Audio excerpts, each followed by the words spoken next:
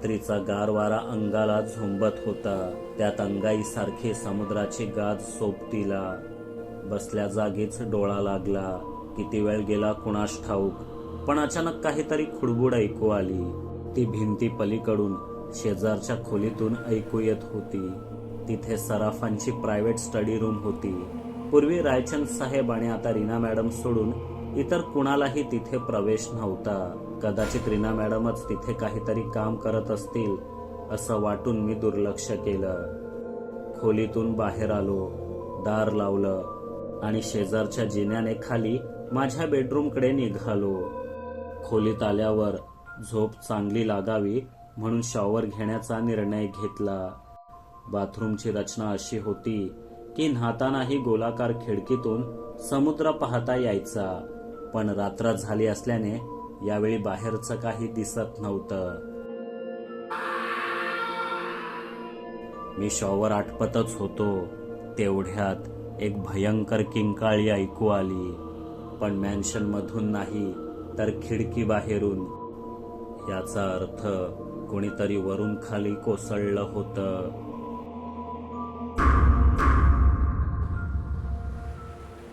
पटापट टॉवेल गुंडाळून मी बाहेर आलो. सर्वांच्या खोल्या एकाच रांगेत असल्याने राजेश आणि विजयनेही ती किंकाळी ऐकली होती. मागच्या बाजूला समुद्र होता. सूर्यास्ताचं दर्शन घेता यावं म्हणून दर 4-5 रूम नंतर एक प्रशस्त बाल्कनी या दिशेला होती.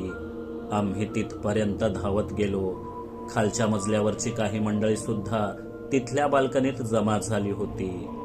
रोरावणाऱ्या समुद्राची गाज ऐकू येत होती, पण काही दिसत नव्हतं. रीना मॅडमनी मॅनेजरला फोन करून फ्लडलाईट्सची व्यवस्था करण्यास सांगितलं. अर्ध्या 1 तासात सोय झाली. प्रखर उजेड पडताच मॅन्शनच्या अगदी खाली कातळावर निष्प्राण पडलेला अगरवालांचा मृतदेह दिसला. सगळे हबकले. मी पोलिसांना फोन लावून परिस्थितीची कल्पना दिली. ते ताबडतोब यायला निघाले. भरतीच्या उधाण लाटा कातळावरील मृतदेहाला ओढू पाहत होत्या. पोलीस वेळेवर आले नाहीत तर त्यांनी ओढलंही असतं. मग मृतदेह आणि सुगावे कधीच हाती लागले नसते. आम्ही सराफ कुटुंबियांच्या मोटारबोटी काढल्या आणि खडकांना वळसा घालून दूरच्या मार्गाने कातळापर्यंत पोचलो. यौहाना पोलीसही पोचले. लाटांपुढे बोटी टिकत नव्हत्या. मृतदेह हस्तगत करणं महाकठीण होऊन बसलं. पोलीस सुद्धा आणखी एक होडकं घेऊन मदतीला आले. अखेर मदन अगरवालांचा मृतदेह कसाबसा बोटीत चढवून सुरक्षित किनाऱ्यापर्यंत नेला. तिथे पोलिसांनी बॉडीचे फोटो काढले, तपासणी केली. अंगावर झटापटीच्या खुणा नव्हत्या. त्यांच्या खिशात एक कागद सापडला. त्यावर टाईप केलं होतं, मी आयुष्यात असंख्य चुका केल्या, पण सर्वात मोठी चूक ही की मी माझ्या मित्राचा खून केला. सॉरी. पोलिसांना रायचंद आणि अगरवाल या दोघांच्या मृत्यूचं गूढ क्षणात उकललं. आधीच कर्जबाजारी असलेल्या अगरवालने रायचंद साहेबांकडे 5,000 कोटींची मागणी केली होती. ती फेटाळल्यावर रागाच्या भरात अगरवालने त्यांच्या छातीत सुरा भुसकून खून केला. पण या गोष्टीचा पश्चाताप झाल्याने आणि कर्जमुक्त होण्याचा कुठलाच मार्ग नसल्याने समुद्रात उडी मारून जीव दिला. इतकं सोपं. पोलीस नेहमी सोपा मार्गच निवडतात. याआधी रायचंद यांच्या मृत्यूला त्यांनी विचित्र अपघाती मृत्यूचं प्रकरण घोषित केलं होतं. पण अगरवालांच्या खिशात सापडलेल्या संदिग्ध सुसाईड नोट नंतर अचानक ती हत्या ठरते. याचा अर्थ आधीचा निष्कर्ष चुकीचा होता याच्याशी काही त्यांना देणं घेणं नाही. पण आमच्यासाठी अगरवालांच्या मृत्यूमुळे ही मर्डर मिस्ट्री आणखीच गूढ बनली होती. अगरवाल समुद्री मार्गाने निजधामास पोचले तेव्हा त्यांच्या पत्नी नीता मॅडम आणि सनाया आपापल्या खोलीत झोपल्या होत्या. सकाळपर्यंत त्यांना या गोष्टीची कल्पना देण्यात आली नव्हती. ब्रेकफास्टच्या वेळेला जेव्हा नीता मॅडम मदन रात्रभर बेडरूममध्ये आला नव्हता याबद्दल चौकशी करू लागल्या, तेव्हा स्वतः रीना सराफ यांनी काल रात्री काय घडलं ते सांगितलं. त्यांच्या खिशातील चिठ्ठीबद्दलही सांगितलं. मायलेकी दोघींना धक्का बसला. कसेही असले तरी मदन अगरवाल नीता मॅडमचे पती होते. 40 वर्ष संसार झालेला, सुखदुःखाचे कित्येक क्षण एकत्र पाहिलेले. आठवणींनी अश्रू अनावर झाले. सनायाला तर त्यांच्याकडून कुठलेच सुख मिळाले नव्हते. फक्त नावापुढे बाप म्हणून त्यांचे नाव होते. तरी ती स्फुंदून स्फुंदून रडत होती. चिठ्ठीमुळे मदनच रायचंद साहेबांच्या मृत्यूला कारणीभूत आहे हेही त्यांना कळलं होतं. रडत रडतच नीता मॅडमने रीनाजींपुढे हात जोडले. The sinner is gone. ही तुमची मिस्टेक नाही. Don't feel ashamed. रीनाजी उदार मनाने म्हणाल्या.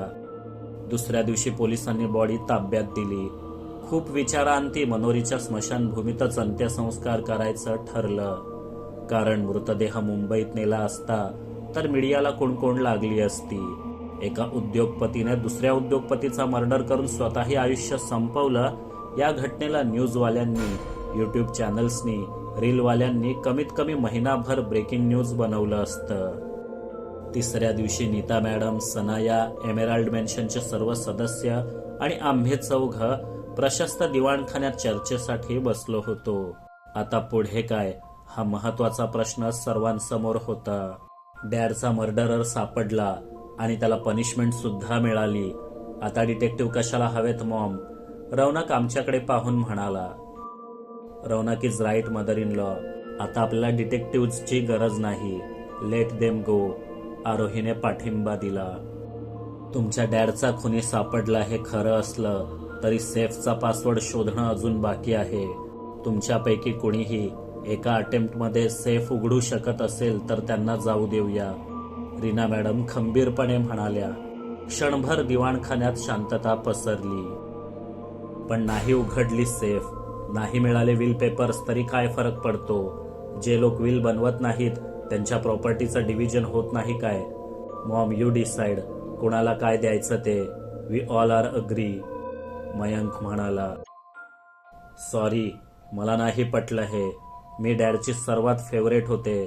त्यांनी नक्कीच माझ्यासाठी प्रॉपर्टीचा महत्वाचा हिस्सा ठेवला असेल विलमध्ये.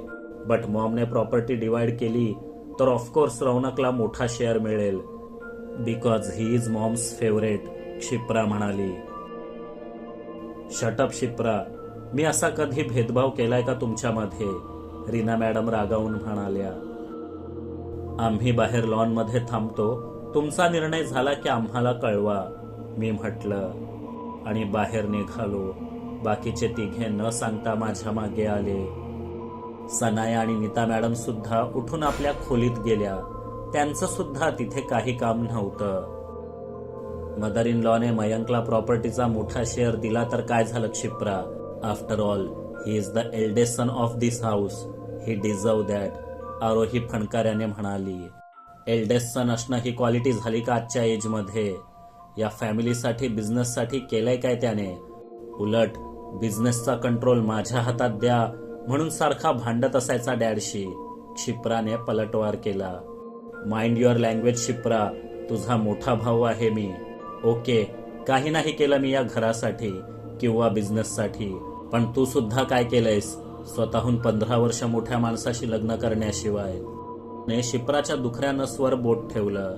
हे ऐकून क्षिप्रा पिसाळली. अनिलबद्दल कोणी काही बोललेलं खपवून घेणार नाही मी. I won't tolerate. वयाने मोठा असला म्हणून काय झालं?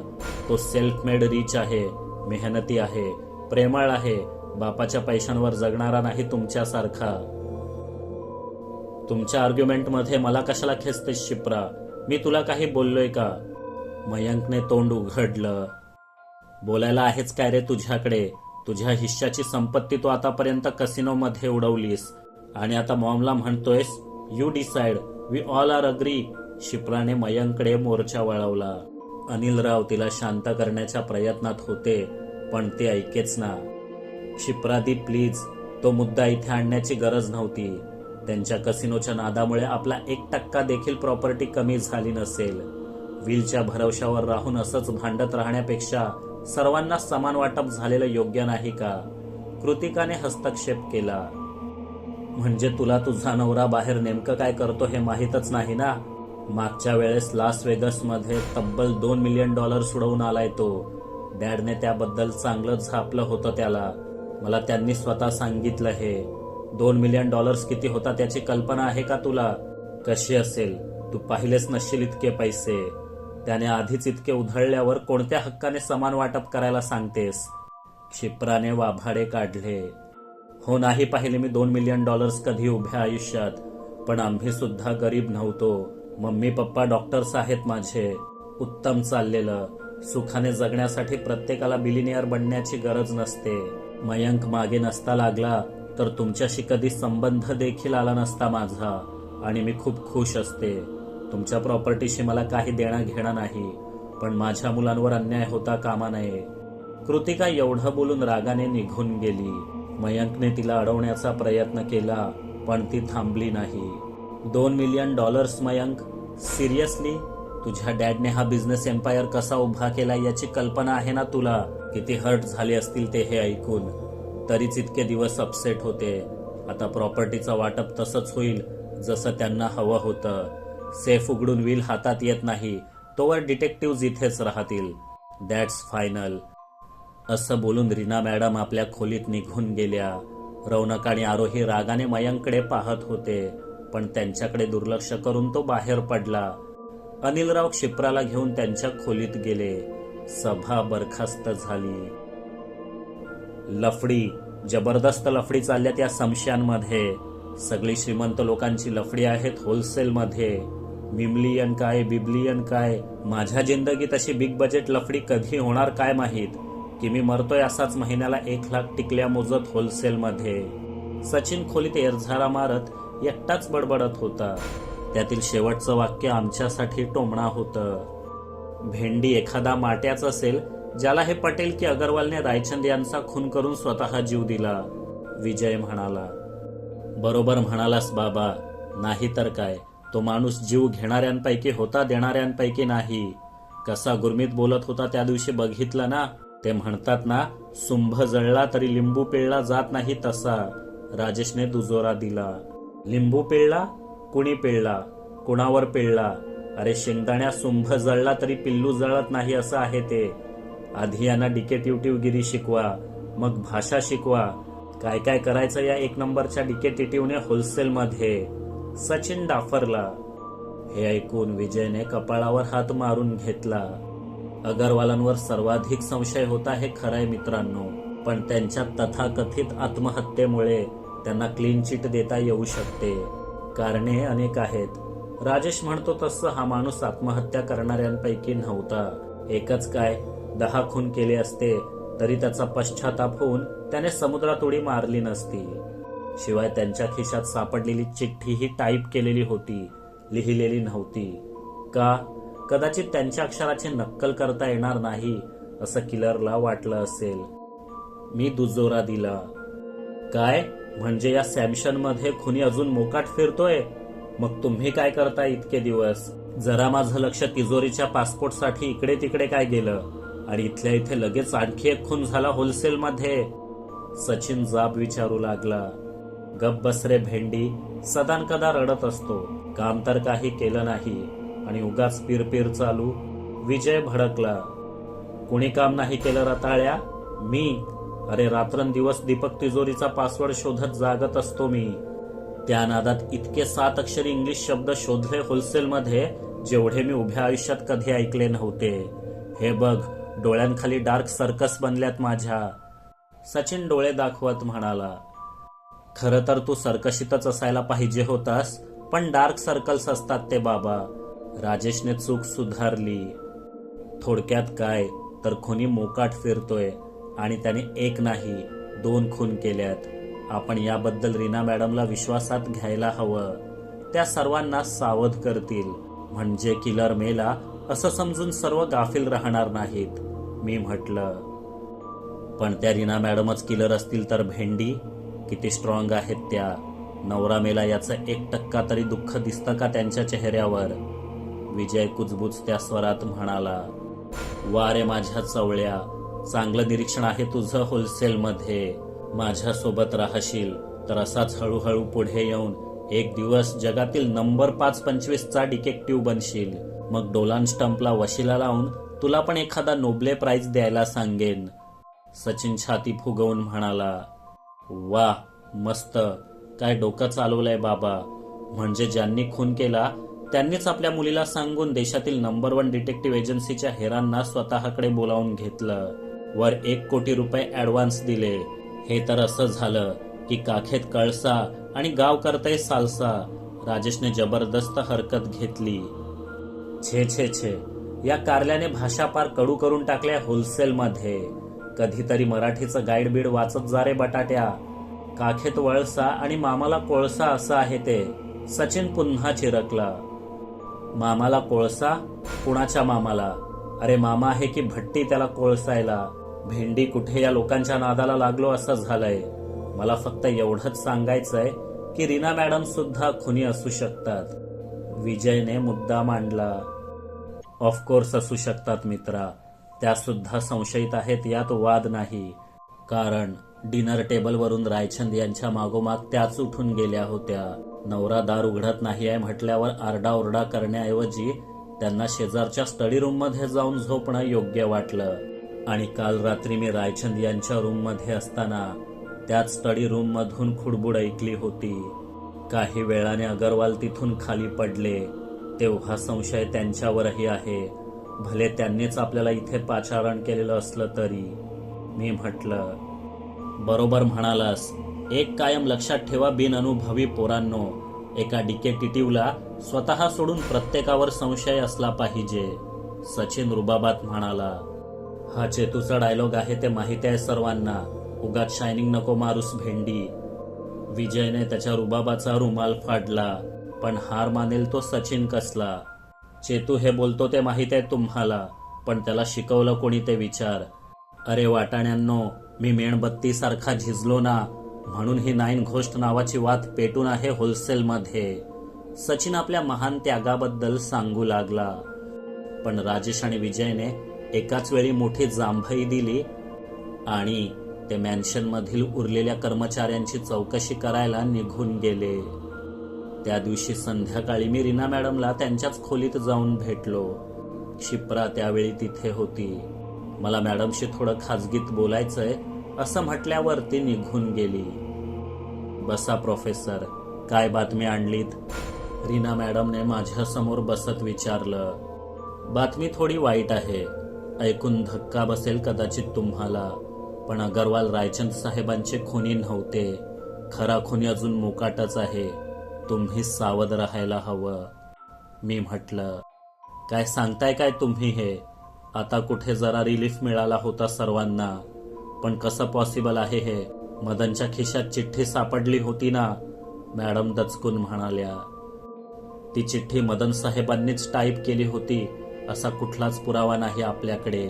याआधी सुद्धा आम्ही अशा केसेस हाताळल्या आहेत जिथे किलरने पोलिसांना गुंगारा देण्यासाठी खोट्या चिठ्ठ्या पेरल्या होत्या. मी समजावलं. Okay, it's horrible. मग तुम्हाला कुणावर संशय वगैरे? रीना मॅडमने विचारलं. संशयित बरेच आहेत, पण त्यातून नेमक्या किलरची खात्री होण्याआधी काही प्रश्नांची उत्तरं मिळायला हवीत. जसं अॅनिव्हर्सरीच्या रात्री रायचंद साहेब उठून गेल्यावर पुढे काय झालं? त्यांना शेवटचं पाहणारं कोण होतं? मी त्यांच्या नकळत चौकशी सुरू केली. साहेब 12च्या आसपास डायनिंग टेबलवरून उठून गेले. ते त्या दिवशी विल अनाऊन्स करणार होते. सर्वांना ठाऊक होतं त्याबद्दल. रायचंद प्रॉपर्टीचे वाटे करणार याबद्दल माझ्या मनात शंका नव्हती, कारण त्यांनी उभं केलेलं हे बिझनेस एम्पायर असंच पुढे राखण्याची ताकद आमच्या एकाही मुलात नव्हती. हे आम्हाला कळून चुकलेलं. तेव्हा पुढे त्यांच्यात प्रॉपर्टीवरून भांडणं नकोत म्हणून हा निर्णय आम्ही घेतला होता. पण कोणाला काय मिळणार याचा निर्णय सर्वस्वी तेच घेणार होते. मागील काही महिन्यांपासून ते स्वतःच विल टाईप करत होते. मला सुद्धा काही कळू दिलं नाही त्यांनी. पण ऐन वेळेला ते पेपर्सच आणायला विसरले. इतर कोणी त्यांच्या खोलीत जाऊन जर्मन सेफ उघडू शकत नाही म्हणून ते स्वतःच पेपर आणायला गेले. अर्धा तास उलटला तरी आले नाहीत म्हणून मी उठून पाहायला गेले, पण दार बंद होतं. वाईन जास्त झाली की ते बसल्या जागीत झोपतात हे मला ठाऊक होतं. मी दार नॉक केलं नाही. याचा अर्थ त्यांना शेवटचे पाहणारे डायनिंग टेबलवर असणारे आम्ही सर्वच होतो. रीना मॅडमने विस्तृतपणे सांगितलं. नाही, चुकतंय तुमचं मॅडम. आम्ही मॅन्शनमधील नोकरांची चौकशी केली. 12:30च्या आसपास एक परिचारिका त्यांना औषधांची आठवण करून द्यायला तिथे गेली होती. दार तेव्हाही बंदच होतं, पण आतून रायचंद साहेबांच्या बोलण्याचा आवाज ऐकू येत होता. कुणाशी बोलत असतील ते? मी विचारलं. हे ऐकताच रीना मॅडमच्या चेहऱ्याचा रंग उडाला.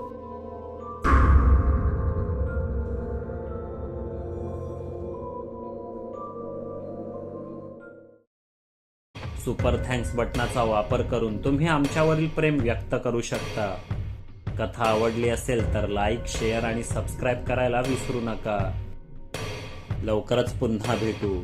तोपर्यंत पाहत रहा आपली दुनियादारी आणि स्वतःची काळजी घ्या. जय हिंद, जय महाराष्ट्र.